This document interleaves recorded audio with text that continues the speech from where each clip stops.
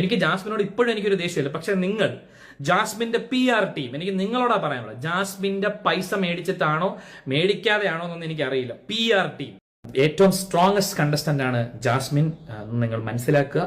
ജാസ്മിനെ നിങ്ങൾ സപ്പോർട്ട് ചെയ്യാൻ പോവുക. ഏറ്റവും വീക്കെൻഡ് കരഞ്ഞ് മെഴുകി അവിടെ കിടന്ന് അങ്ങനെ മെഴുകിയ സാധനം കവറിലിട്ട് വെച്ചിട്ടുണ്ട്. ജാസ്മിൻ PR വേണമെങ്കിൽ വരാം, കവറിലാക്കി ഓരോരുത്തർക്കും തരാം. അപ്പൊ കരഞ്ഞ് മെഴുകി ഇറങ്ങി വന്നവനാണ് ആ സിബിൻ. അപ്പൊ നിങ്ങൾ ആ കരഞ്ഞ് മെഴുകിയ സിബിന്റെ പുറകെ പോകാതെ സ്ട്രോങ് ആയിട്ടുള്ള ജാസ്മിന്റെ പുറകെ. അങ്ങനെ സെബിൻ പിന്നെയും ഇങ്ങനെ വീഡിയോസ് ഇട്ട് കളിച്ചുകൊണ്ടിരിക്കുകയാണ്. എന്താണ് പോയി നിങ്ങൾക്ക് പറ്റിയത്? അങ്ങനെ ഒരുപാട് മോക്ക് ചെയ്യുന്നുണ്ട് ഈ ജാസ്മിൻ്റെ ആൾക്കാർ എന്നാണ് ഈ വീഡിയോ കണ്ടാൽ മനസ്സിലാവുന്നത്. അവന്മാർക്ക് വരെ പണിയൊന്നുമില്ലെന്ന്, പോടാ മൈരുകളെന്ന് എന്ന് പറഞ്ഞ് ഒഴിവാക്കാവുന്ന കേസേ ഉള്ളൂ. നിങ്ങൾ അതിനായിട്ട് ഇങ്ങനെ റിയാക്ട് ചെയ്ത് പ്രഷർ കൂട്ടണ്ട. ജാസ്മിൻ എന്താണെങ്കിലും ജയിക്കാനൊന്നും പോകുന്നില്ല. നിങ്ങൾ 10 പ്രാവശ്യം ഇപ്പോൾ തന്നെ പറഞ്ഞു ജാസ്മിൻ ജയിക്കട്ടെ, ജാസ്മിനോട് നിങ്ങൾക്ക് വിരോധമൊന്നും ഇല്ലെന്ന്. അങ്ങനെ അവൾ ജയിച്ചു കഴിഞ്ഞാൽ ഈ ബിഗ് ബോസ് എന്ന പരിപാടി അടുത്ത കൊല്ലം മുതൽ കാണത്തില്ല. ഇത് തമിഴ്നാടല്ല പോയി, തമിഴ്നാട്ടിലാണ് ഇതിൻ്റെ ഷൂട്ടിങ്. പക്ഷേ ഇത് തമിഴ് ബിഗ് ബോസ് ഒന്നുമല്ല. നിങ്ങൾ തമിഴ് ബിഗ് ബോസ് കണ്ടിട്ടുണ്ടോ എന്നറിയില്ല. ഞാൻ കഴിഞ്ഞ പ്രാവശ്യത്തെ തമിഴ് ബിഗ് ബോസും കൂടെ കണ്ടതാണ്. അതിനകത്തൊരു കണ്ടസ്റ്റൻ്റ് ഉണ്ടായിരുന്നു, മായ എന്നും പറഞ്ഞ്. അവളെ മറ്റേ കമൽഹാസനെയും തമ്മിൽ കണക്ട് ചെയ്തിട്ട് വരെ അവിടെ തമിഴ്നാട്ടിൽ ഭയങ്കര പ്രശ്നങ്ങളായിരുന്നു. എന്താണെന്ന് വെച്ചാൽ ഭയങ്കര ബയാസ്ഡാണ്, ഇയാൾ ഭയങ്കരമായിട്ട് സപ്പോർട്ട് ചെയ്യുന്നു. ഒന്നാമത്തെ വേറെ ഒരു കാര്യമുണ്ട് അതിനകത്ത്. മായ എന്ന് പറയുന്നത് മായാകൃഷ്ണൻ എന്നാണ് പേര്. അവർ ബ്രാഹ്മിൻ ഫാമിലിയാണ്, കമൽഹാസനും ബ്രാഹ്മിൻ ഫാമിലിയാണ്. അതിനെ ബേസ് ചെയ്ത് വരെ തമിഴ്നാട്ടിൽ പ്രശ്നങ്ങളുണ്ടായിരുന്നു. പക്ഷേ അവർ ജയിച്ചില്ല. അവർ അവസാന നേരത്തിൽ അവർ ഫൈനൽ 3 വന്നെന്ന് തോന്നുന്നു. 3rd ആയിരുന്നു തോന്നുന്നു. നിങ്ങളിങ്ങനെ പറയരുത് ജാസ്മിൻ ജയിക്കട്ടെ, ജാസ്മിൻ വന്ന് ചെയ്ത്. ഇനി നിങ്ങളുടെ നാക്കം കാണും പൊന്നായിട്ട് മൈരുവെണ്ണം കാണും ജയിച്ചു കഴിഞ്ഞാൽ സഹിക്കാൻ പറ്റില്ല. അവളോ മറ്റേ അപ്സരയോ ഇവർക്കൊന്നും അതിനുള്ള ഒരു കപ്പാസിറ്റി ഇല്ല. അത് അംഗീകരിക്കാൻ പറ്റില്ല. ഒരാൾക്കൊരു ഇത് കൊടുത്തു കഴിഞ്ഞാൽ അത് അംഗീകരിക്കണ്ടേ. അത് ആൾക്കാരുടെ മുന്നിൽ അവർ പിന്നെയും പോകണ്ടേ. അതൊരിക്കലും ഈ 2 പേരെ ഒരിക്കലും അംഗീകരിക്കാൻ പറ്റാത്ത ആൾക്കാരാണ്. പിന്നെ ഈ ഷോ തന്നെ പഴയപ്പോൾ, അതാണ് എൻ്റെ ഒരു അഭിപ്രായം. എന്താണെങ്കിലും ഇന്നലത്തെ ഷോയിൽ നല്ല രസമുണ്ടായിരുന്നു. എന്താണെന്ന് വെച്ചാൽ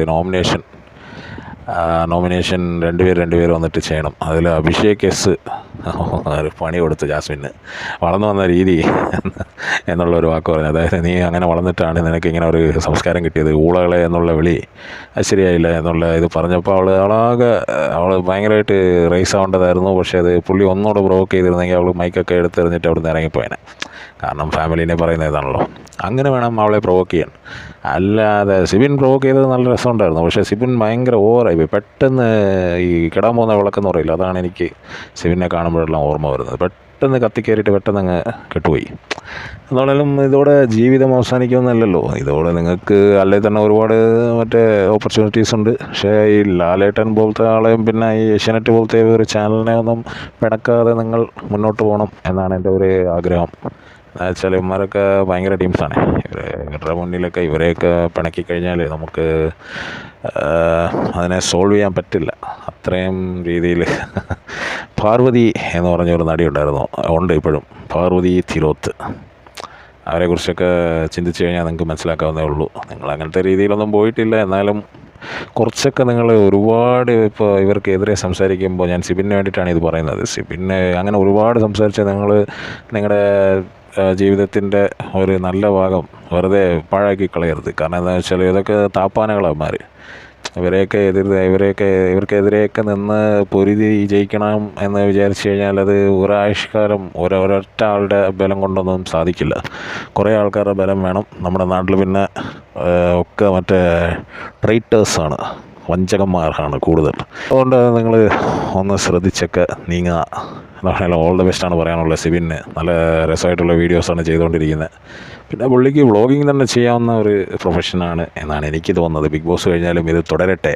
എന്താണെങ്കിലും പുള്ളിയുടെ വീഡിയോസൊക്കെ നല്ല രസമുണ്ട്. ഒരുപാട് ആൾക്കാർ പുള്ളിയുടെ അടുത്ത് എന്താണെങ്കിലും പറഞ്ഞു കാണും. പക്ഷേ ഞാനും കൂടെ പറഞ്ഞേക്കാം, നല്ല രസമുണ്ട് പോയി. നിങ്ങൾ ഇത് തന്നെ ഒന്ന് കണ്ടിന്യൂ ചെയ്യേ. നിങ്ങൾ വേറെ ആംഗിൾസിൽ നിന്നൊക്കെ നിങ്ങൾക്ക് കുറേ വലിയ ഡ്രീംസൊക്കെ ഉണ്ടെന്നറിയാം. പക്ഷേ ഇതൊരു എക്സ്ട്രാ ഇൻകം ആണല്ലോ.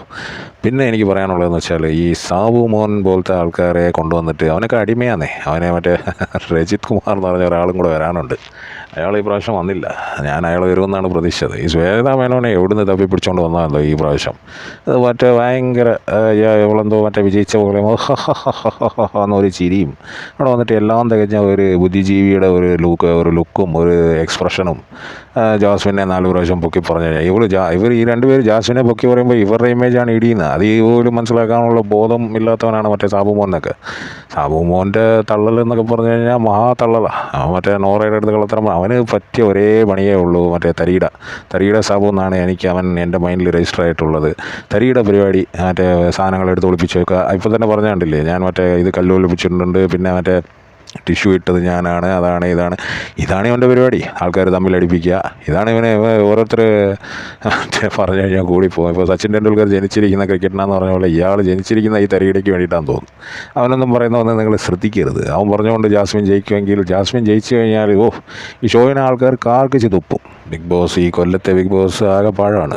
പിന്നെ ജിൻഡോ ഇത്രയും വരെ ജിൻഡോ എത്തി എന്ന് പറയുമ്പോൾ അത് ഭയങ്കര ഒരു സംഭവമായിട്ടുണ്ട്. ഇനി ജിൻഡോ എങ്ങാനും ജയിക്കുമോ? പക്ഷെ ജിൻഡോ ജയിച്ചാലും അത് വലുതായിട്ട് അംഗീകരിക്കാൻ പറ്റില്ല. ഇതിൽ ജയിച്ചാൽ ആൾക്കാർ അംഗീകരിക്കുന്ന ആൾക്കാർ എന്ന് പറഞ്ഞാൽ ഋഷി, ഹൻസിബ, പിന്നെ ശ്രീതു, അർജുൻ പോലും ഇല്ല. അവർക്കും അവരുടെ ആ ഒരു കപ്പാസിറ്റി, ആ ഒരു ഗ്രേസ് ഇല്ല അവർക്ക്. പിന്നെ നോറ ജയിച്ചു കഴിഞ്ഞാൽ ആൾക്കാർ കാർക്കിച്ച് തുപ്പും. അത് വേറെ കഥ. പിന്നെ എന്ന് പറഞ്ഞാൽ ഇതാണ് ഈ 2 പേര്, ഋഷി, ഹൻസിബ, അല്ലെങ്കിൽ വേറെ ആരാണ്, പിന്നെ സായി കൃഷ്ണ ഒരാളുണ്ട്. പിന്നെ ഏറ്റവും പ്രോബബിലിറ്റി ഇതിനകത്ത് ഉള്ളത് ഋഷി, ഹൻസിബ, അഭിഷേക്, സായി കൃഷ്ണ. ഈ 4 പേരിൽ ആരെങ്കിലുമൊക്കെ ജയിച്ചു കഴിഞ്ഞാൽ ആൾക്കാർ അംഗീകരിക്കാനുള്ള സാധ്യതകളുണ്ട്. എന്താണെങ്കിലും ഈ ആഴ്ച ഫുള്ള് ഫാമിലി സെൻറ്റിമെൻറ്റ് മറ്റേ മറിച്ചാന്ന് പറഞ്ഞിട്ട് കുറേ ആൾക്കാർ വരുമ്പോൾ അവർ കുറച്ച് കുത്തുവർത്താനോ അങ്ങോട്ട് പറയും ഇങ്ങോട്ട് പറയും. അതായിരിക്കും സംഭവിക്കാൻ പോകുന്നത്. പിന്നെ സ്നേഹത്തിൻ്റെ വിത്തുകൾ ഇങ്ങനെ മുളപ്പിക്കാൻ ശ്രമിക്കുകയാണ് ബിഗ് ബോസ്. കാരണം ഒരുപാട് അടിയായിപ്പോയി എന്ന് പറഞ്ഞ് ഈ ആഴ്ച എനിക്ക് തോന്നുന്നു റസ്മിൻ പുറത്താവുമെന്ന് തോന്നുന്നു. റസ്മിൻ്റെ ഫാമിലി വന്നിട്ട് റസ്മിൻ പുറത്താവുമെന്ന് തോന്നുന്നു. പിന്നെ അപ്സര പുറത്തായാൽ നന്നായിരുന്നു. ഭയങ്കര ഒരു കീടമായിട്ട് മാറിക്കൊണ്ടിരിക്കുകയാണ്. നേരത്തെ കീടമാണ്, പക്ഷേ ഇപ്പോൾ ഭയങ്കര ഓവറായിപ്പോയി. അത് ഈ ലാലേട്ടൻ വന്ന് ഇങ്ങനെ കയറ്റി ഇയാളിങ്ങനെ പോകുന്നു. ഇയാൾ വന്നിട്ട് എന്തുണ്ട് അപ്സര എന്താണ് എന്നൊക്കെ പറയുമ്പോൾ ഇവരങ്ങ് പൊങ്ങി പോവില്ലേ. അതാണ് സംഭവിക്കുന്നത്. ഈ ആർട്ടിസ്റ്റുകൾക്ക് ഇവർക്ക് മനസ്സിലാവാത്തത് ഈ തടവുന്നത് വെട്ടാനാണോ വളർത്താനാണോ എന്നുള്ളൊരു സംഭവം അത് ഇവർക്ക് മനസ്സിലാവുന്നില്ല. പിന്നെ ജാസ്മിനെ വെട്ടാനായിട്ട് ഇതുവരെ നോക്കിയിട്ടില്ലെന്ന് തോന്നുന്നു. അതാണ് എൻ്റെ ഒരു അഭിപ്രായം. മറ്റേ സിമിൻ പറഞ്ഞ പോലെ അവൾ പറഞ്ഞ തെറിക്കൊന്നും കയ്യും കണക്കുമില്ല. അവൾ പറഞ്ഞ ചീത്തയായിട്ടുള്ള വാക്കുകളും മോശമായിട്ടുള്ള പ്രവൃത്തികളും അതിനെയൊക്കെ ഒന്നുമില്ല എന്ന് കാണിച്ചിട്ട് പാവം ഋഷി ഒരു 2 പ്രാവശ്യം 4 പ്രാവശ്യം എടിയെന്നൊക്കെ വിളിച്ചാൽ അതിനെ വരെ വന്നിട്ട് ചീത്ത വിളിക്കാന്ന് പറയുമ്പോൾ ഇയാൾക്ക് ശരിക്കും പേടിയാന്ന് തോന്നി. ലാലേട്ടനെ ഈ ജാസ്മിൻ തിരിച്ചു വല്ലതും പറഞ്ഞാൽ പോടാ മേരെ എന്നല്ലോ അവൾ പറഞ്ഞാളെയോ എന്ന് പേടിയാന്ന് തോന്നി ഇയാൾക്ക്. ഇതാണെങ്കിലും നോക്കാം. അടുത്ത ദിവസങ്ങളിൽ ഞാനും കൂടുതൽ അപ്ഡേറ്റ്സ് ആയിട്ട് വരാം. ഓക്കെ.